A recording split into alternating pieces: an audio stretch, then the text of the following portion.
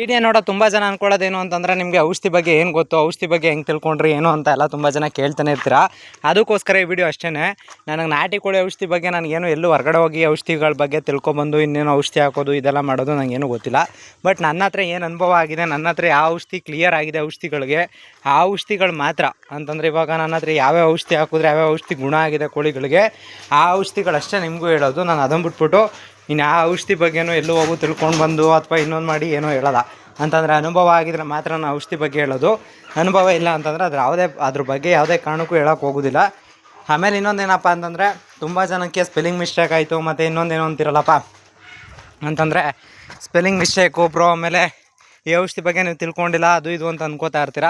But ಆಗ್ತಾಗ clear ಆಯಿತಾ, clear ಆದ ತಕ್ಷಣ ಅದ್ರ ಫೋಟೋ ತೆಗೆದು ಹಾಕಿ ನಿಮ್ಗೆ ಈ ಥರ ಕ್ಲಿಯರ್ ಆಗೈತೆ, ಈ ಥರದ್ದು ಔಷಧಿ ಇದು ಯೂಸ್ ಮಾಡಿ ಅಂತ ಹೇಳ್ತೀವಿ. ವಿನಃ ಇನ್ನು ಯಾವುದೇ ರೀತಿ ನಾನು ಹಳೆ ಫಾಲೋವರ್ಸು ಗೊತ್ತು, ಆನೆಸ್ಟಾಗಿ ಹೇಳಿರ್ತೀನಿ. ಆನೆಸ್ಟಾಗಿ ಎಷ್ಟೋ ಜನಕ್ಕೆ ಯೂಸ್ ಆಗಿದೆ ಅಂತಂದರೆ ಹಾಕೋ ರೀತಿಲಿ ಕರೆಕ್ಟಾಗಿ ಹಾಕ್ಬಿಡ್ತು ಅಂತಂದರೆ ಯಾರಿಗೂ ಯೂಸ್ ಆಗೋಲ್ಲ ಅಂತೇನಿಲ್ಲ. ಹಾಕೋ ರೀತಿ ಕರೆಕ್ಟಾಗಿರ್ಬೇಕು ಅಷ್ಟೇ.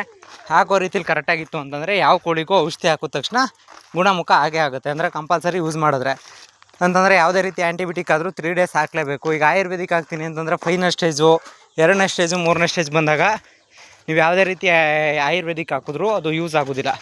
ಅದಕ್ಕೋಸ್ಕರ ನೀವು ಮಾಡಬೇಕಾಗಿರೋದೇನು, ಯಾವ ಕೋಳಿಗೂ ಆ್ಯಂಟಿಬಯೋಟಿಕ್ ಏನಿದ್ರು ಅಲ್ಲ ಆಯುರ್ವೇದಿಕ್ ಏನೇ ಇದ್ರೂ ಮೊದಲು ಅಷ್ಟೇ ಅಂತಂದರೆ ಫಸ್ಟ್ ಏನು ಹಾಕ್ತೀರಾ ಒಂದಿನ ರೋಗ ಬರೋಕ್ಕೂ ಮುಂಚೆ ಅವಾಯ್ಡ್ ಮಾಡ್ಕೊಳ್ಳೋಕೆ ಅಷ್ಟೇ ಆಯುರ್ವೇದಿಕ್. ವಿನಃ ಇನ್ನು ಯಾವುದೇ ರೀತಿ ರೋಗ ಬಂದಾದಮೇಲೆ ರೋಗ ಗುಣಮುಖ ಆಗೋಕ್ಕಾಗಲಿ ಏನಕ್ಕೂ ಆಗೋದಿಲ್ಲ ಆಯುರ್ವೇದಿಕ್ಕು.